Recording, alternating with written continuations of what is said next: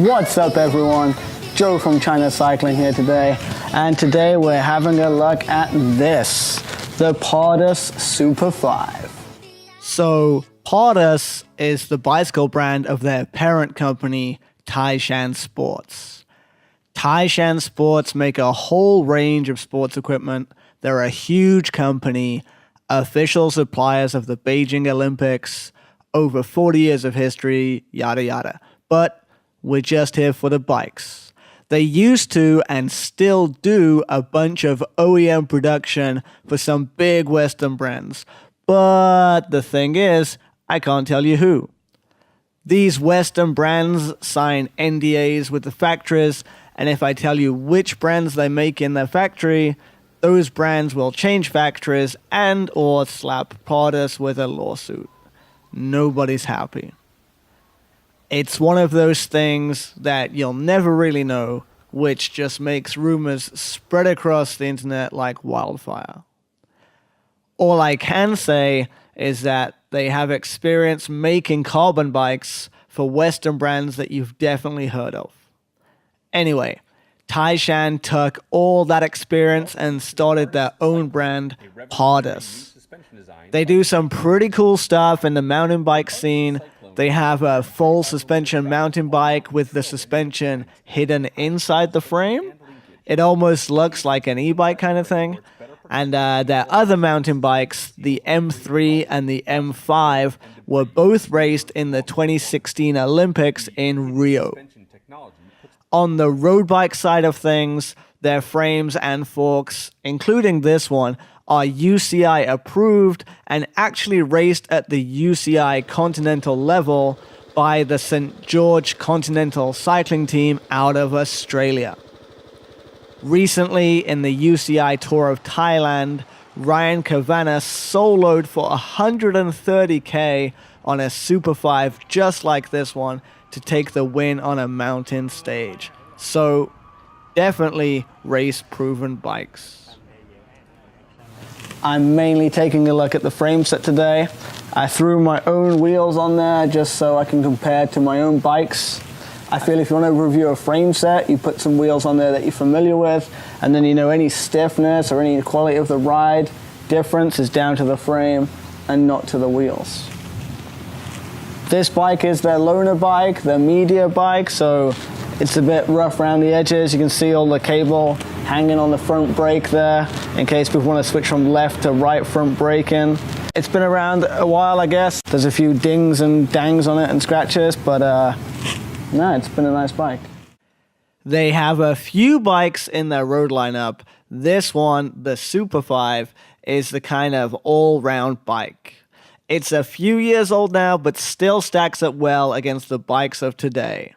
In a similar build to what you see here with full Ultegra, some of their in-house 50mm carbon wheels, and their carbon aero cockpit, the bike comes in at 19,800 renminbi, so just under 3,000 US dollars.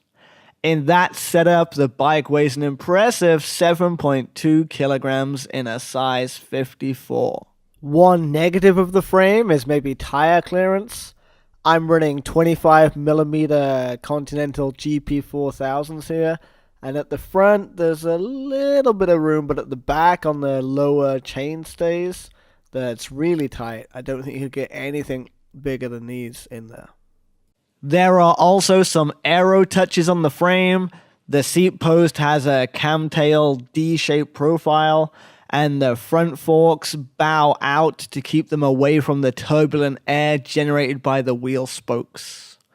This bowing out of the forks also helps to add some compliance to the front fork to make the ride more comfortable and get rid of some of that road buzz. And talking about comfort, this bike is actually really comfortable.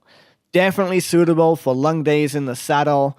I've done a couple of big rides on it, and after a day on this thing, I feel a lot fresher than a day on my rock-solid alley sprint. The geometry also maybe leans slightly towards comfort. The head tube is fairly tall, So anyone looking to get into a more aggressive position is going to want to buy a size smaller than usual and throw on a long slammed stem. Something I noticed most of the St. George's Continental team doing. By the way, if you were watching that clip just and you thought he was taking that corner like a bit of a wuss, check out what happened to the people behind him.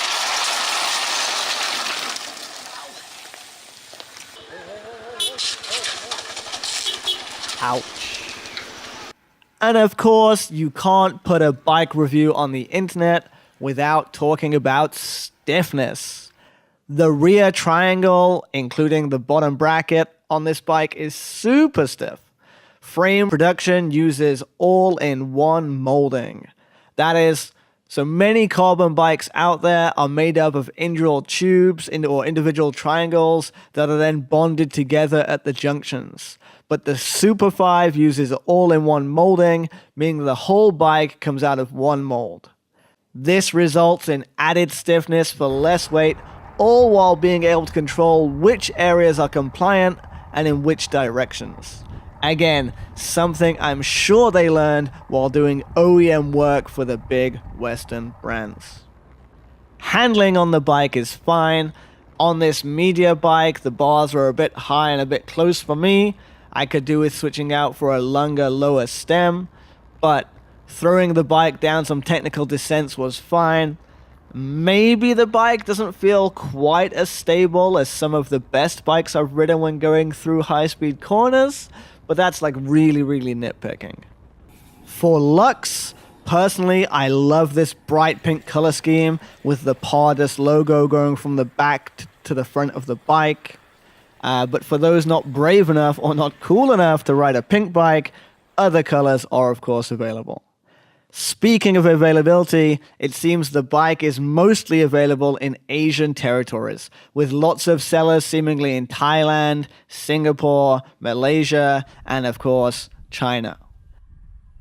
Some quick searching seems there are a few other dealers spotted around the globe in the likes of the Czech Republic and whatnot, but nothing in America. They had some bikes at Interbike Show in America in 2016 and 2017, so it looks like they're trying to get into the Western market, but maybe struggling to find the right way. However, if they keep making bikes like the Super 5, I'm sure it's only a matter of time before they get noticed and get some distribution deals going. It could also be that many of these companies are doing just fine making bikes for other brands, that they don't really have the motivation to push their own brand. A big reason they even have their own brands is to serve as a showcase of what they can do, because as I said at the start of the video, they're not allowed to tell you what bikes they make for other companies. So their own brand bikes could just be a way of them showing what they can do and trying to attract other OEM deals. All in all, I've thoroughly enjoyed my time with the Pardus Super 5, and after a year or so of mostly riding aluminium, the Super 5 has me considering turning my LA Sprint into a dedicated crit bike and getting something carbon for my everyday bike. I don't know, maybe I'm just getting old.